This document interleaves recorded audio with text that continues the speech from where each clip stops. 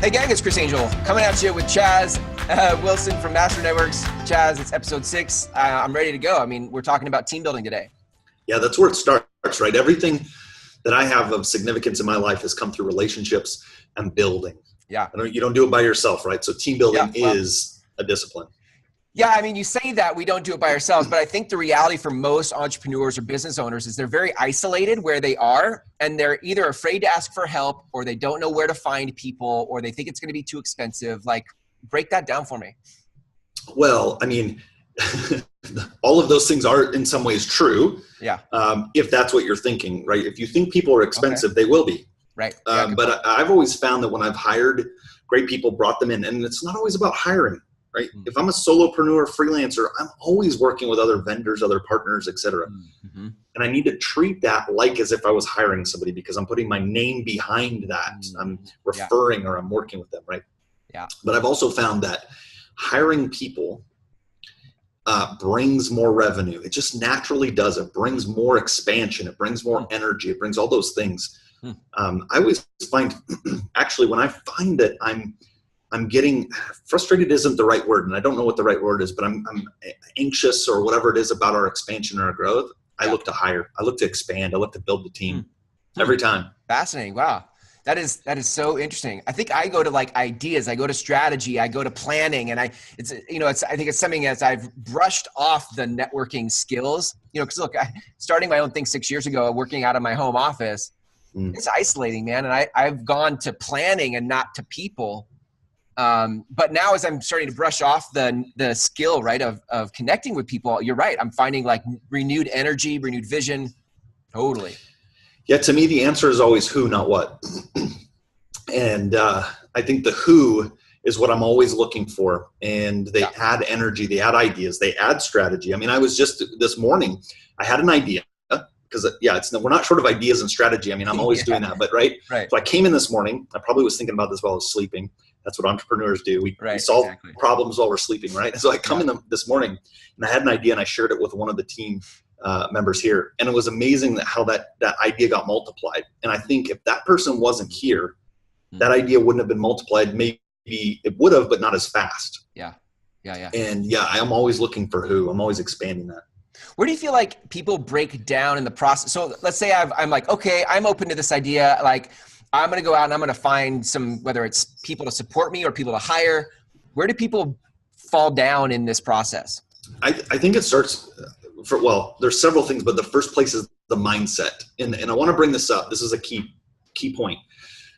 Recently, as I've been visiting chapters and we've been talking about this, I hear this all the time. Well, and I can't think of a business example, but I do X, Y, Z, and I don't need to hire. And I know this is a challenging thought for a lot of people, but you don't have the business. You don't have a business. You have created a job that is solely requires you and you only. Oof, that's a stiff drink. It is. It's hard to hear, but that's the truth, right? So I start asking them, well, when can you go on vacation? What happens when you do? What happens when you get sick, right? It's all those questions. Right. But so many people have already decided in their mind they are never going to hire. And I think that that's just an absolute mistake. You could hire a part-time administrative person to help leverage those non-income producing activities. So I think it's mindset. I think that's where it starts. I think, and just to piggyback on that too, I think that behind that is fear. Like the reason my mindset is I want to do it myself. I don't want to bring in a team. Because I've coached people around the country. The biggest reason they tell me for not wanting to bring people in is I don't want to manage people. And so the mindset is if I bring people in, I have a headache, or I have to babysit people, or I have to, like, your whole context for how you think of people is what needs to be shifted. Yeah. So let me share one other thought on that. And this is going to be, talk about a stiff drink. This is going to be hard for people to hear. I think those who say, in my coaching and mentoring as well, the thing I've discovered is when people say to me that they don't want to manage people, it's because they don't like to be held accountable themselves. They actually struggle with it. So they know that they're not going to be able to work with other people well, and they've got to understand that discipline themselves. But that being said, I think often those fears are just our own. Like I messed this up tragically myself when I first hired somebody. I knew all my coaches and mentors were saying, hire somebody, hire somebody, hire somebody. So I did. I found somebody I liked. She did an excellent job.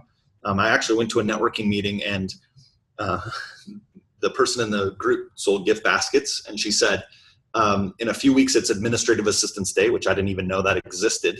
I didn't know there was such a day, but there is. And so I ordered this gift basket, totally forgot about it.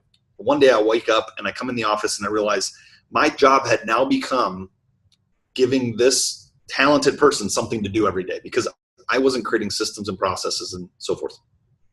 So I'm like, I'm going to have to let you go, because this is turning into me managing your activities, not managing the business and giving you tasks to do. So I said, you're going to have to go. She was upset, of course, and I felt horrible. And then there was a knock at the door, and it was a person delivering the gift basket. It was Administrative Assistance Day, and I was letting her go. So listen, you guys, if you're listening to this, wow, you can't screw it up worse than that. Yeah, right. That was my start of hiring people. But wow. I got over those fears, and I learned the process, and I talk about that in 5+1, of creating tasks and processes for them to take you up. And then you focus on income producing activities. I think if you're, I want to make sure, I want to get to the like some of the tangible, how do I find it? But I want to say first that I feel like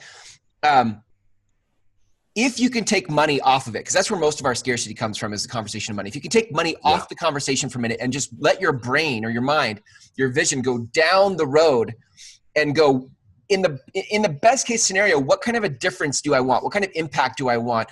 I think you would find that your vision is big enough that it would require infrastructure of people to help you put that into the world. Chris, you're so right. And not only if you're looking down the road, you're getting visual about the type of people you want, which I think also scares us, because we know that it's going to require talented people.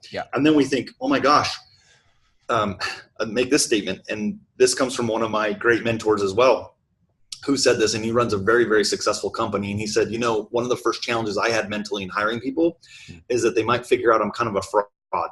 And what I mean by that is, I'm bringing people into my inner circle who see me as this iconic thing is for him. This is his words, right? It's this iconic person. All of a sudden they see my flaws. And he said, I had to get over that. I had to bring these talented people into my world, because that's what helped lift the whole company. And so you're right. If you remove the financial fear, because even as I grow and expand, I'm almost never had the revenue to hire them before I hired them. Interesting.